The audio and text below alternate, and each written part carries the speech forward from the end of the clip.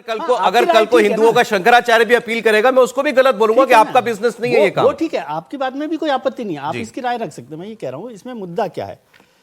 इसमें मुद्दा है कांग्रेस पार्टी जिस मंच पर वो खड़े हैं उसको तय करना है कि क्या वो अपनी पहचान एक मजहब के साथ जोड़कर चलना चाहती है।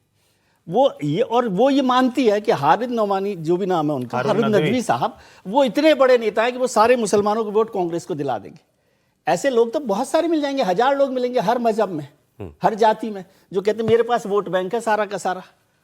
ये तो कांग्रेस पार्टी को या शरद पवार साहब की पार्टी को तय करना है कि भाई वो अपने मंच पर ऐसे लोगों को जगह दे रहे हैं जो उनकी पहचान एक मजहबी पार्टी के तौर पर कर रहे हैं या नहीं कर रहे। लेकिन मोदी को हटाओ ये कह रहे हैं, इसमें क्या नाराज होने? इससे कौन इससे नाराज नहीं है, मैंने बिल्कुल क्लियर किया। एक लाइन और जोड़ दूं इसे आगे, एक लाइन जोड़ दूं। ये ठेकेदारी ले रहे हैं वोटों। तो ये कांग्रेस को तय करना ले रहे हैं ना आप। अरे कोई ठेकेदार बन रहा है, इसमें हम क्या कर सकते हैं? पे जितने पोस्ट किया उतना किसी पोस्ट नहीं किया। सोनिया जी उस पर इसमें अखबार में लेख लिखी। एक बार सज्जाद नोमानी जी को भी सुना, चाह रहे हैं कि सज्जाद नोमानी जी का भी बयान है ना, वो भी सुना दीजिए।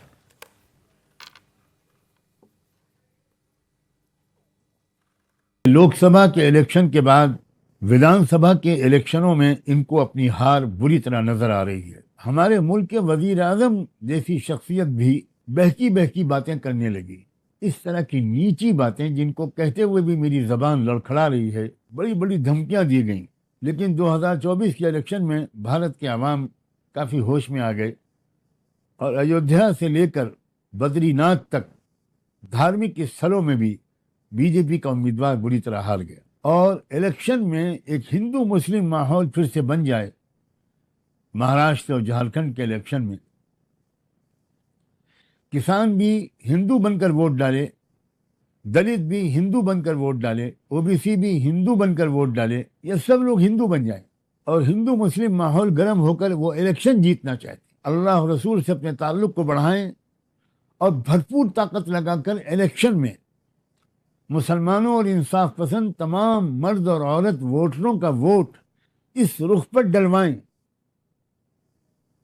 कि इनकी कमर टूट जाए।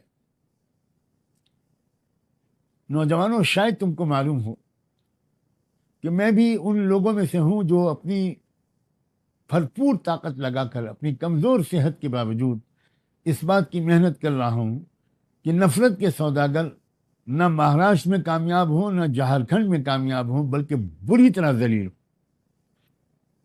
और ये भी मैं तुमको यकीन दिलाता हूं कि अगर इन दोनों सूबों में बीजेपी को तुमने हरा दिया तो दिल्ली सरकार भी गिर जाएगी। कमर तोड़ने के लिए वोट डलवाएंगे, ये कह रहे हैं कि हिंदू मुस्लिम का माहौल बनाने की कोशिश करेगी ये लोग। इन्होंने चिट्ठी लिखी शरद पवार को, खुद कहा 25 मुस्लिम आबादी बहुल वाली सीटें उनको बताई और कहा यहां मुस्लिम का वोट नहीं बंटने देंगे हम, आप मुस्लिम कैंडिडेट दे दीजिए। और ये कह रहे हैं कि सामने वाला हिंदू मुसलमान का माहौल बना रहा है। कॉन्ट्रडिक्टरी जो है, क्यों कह रहे हैं कि अल्लाह रसूल के नाम पर अपनी ताकत बढ़ाइए और दलित भी हिंदू होकर वोट करेगा। अरे वो हिंदू ही है भाई, ओबीसी भी हिंदू हो, अरे वो हिंदू ही है। कमाल कर रहे हैं आप। मुसलमान किसान चुनाव वो कह रहे हैं वोट करते हुए वो अपनी आइडेंटिटी केवल हिंदू समझे। अरे ये कह रहे हैं कि अल्लाह, बाकी मसले भूल जाए। ये कह रहे हैं अल्लाह रसूल के नाम पे ताकत बढ़ाइए, तो स्पष्टता से बात कर रहे हैं। अच्छा, कटेंगे का नारा, एक लाइन जोड़ दूं थोड़ा सा। मैं कह रहा हूं बटेंगे तो कटेंगे का नारा भी तो हिंदू एकजुट करने के लिए है ना, साफ है। तो फिर मुसलमान एकजुट हो रहे हैं तो इसमें क्या नाराज हो? पहले से एकजुट है। लेकिन मैं दूसरी बात बता रहा हूं, पहले से भी एकजुट है तो भी क्या आपत्ति है आपको?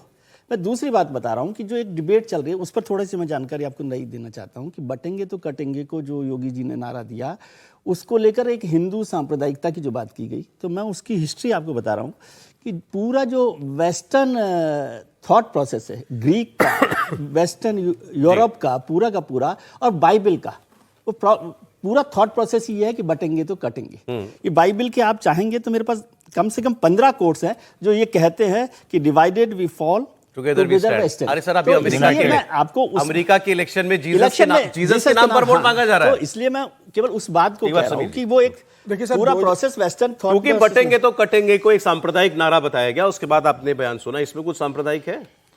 सर, एक 2024 का जब लोकसभा का चुनाव परिणाम आया था तो उसके बाद शरद पवार के सिल्वर ओक घर पे एक बैठक हुई थी और शरद पवार ने यह कहा था, उसमें कांग्रेस के भी 3-4 नेता थे और शरद पवार ने कहा था कि ये मालेगांव मॉडल जो चला है कि धुले में 5 विधानसभा सीटों पे भारतीय जनता पार्टी जीत रही थी और सिर्फ मालेगांव से 1,95,000 वोट मिल गया, तो 4,000 से बीजेपी हार गई। तो शरद पवार ने एक कहा, डाटा दिया शरद पवार ने कि अगर ये मालेगांव मॉडल महाराष्ट्र में अगर चल जाता पूरी तरीके से, मुस्लिम इकट्ठे होकर वोट करते इस पैटर्न पे, तो कम से कम 4 से 5 सीटें हम और जीत पाते हैं। मतलब कांग्रेस और राष्ट्रवादी कांग्रेस मिलकर और उद्धव अगर ठाकरे बाकी जगह भी वो एक यूनाइट हो जाते तो 5 लोकसभा सीटें हम जीत जाते। उसके बाद शरद पवार ने राहुल गांधी से बात की और फिर इस तरीके स्लीपर सेल को तैयार किया गया है। शरद पवार ने पूरे हिंदुस्तान से 40 से ज्यादा मुस्लिम धर्मगुरुओं को, मुस्लिम संगठनों को 3 महीने के लिए महाराष्ट्र में व्यवस्था की उनके रहने की, कि आप महाराष्ट्र में जाइए, मुस्लिम सीटों में जाइए, मुस्लिम कम्युनिटी में आप बात कीजिए और संदेश दीजिए कि आपको एक तरफा वोट महाविकास आघाड़ी के लिए करना है, न समाजवादी पार्टी के लिए करना है, न ओबीसी के लिए करना है, न किसी और के लिए करना है। एक तरफा अगर आप वोट करोगे तो महाविकास आघाड़ी की सरकार बनना तय है। और जो देवेंद्र फडणवीस वोट जिहाद का जिक्र कर रहे थे और मालेगांव मॉडल का देवेंद्र फडणवीस बार बार जिक्र कर रहे हैं, वो यही है कि एक बार आप इकट्ठे होकर एक तरफा वोटिंग कर दो। 75 सीटें ऐसी है कि अगर मुस्लिम कम्युनिटी एक तरफा वोट कर देगी तो 75 की 75 सीटें यह गठबंधन जीतेगा। और उसके बाद उनको लगता है कि उस तरीके से सरकार बनाने के लिए होगी। तो इस तरीके के स्लीपर सेल पूरे महाराष्ट्र में इस समय एक्टिव हो गए हैं, जो किसी भी तरीके से महाविकास आघाड़ी की सरकार बनाने के लिए इस तरह के बयान देने की कोशिश कर रहे हैं।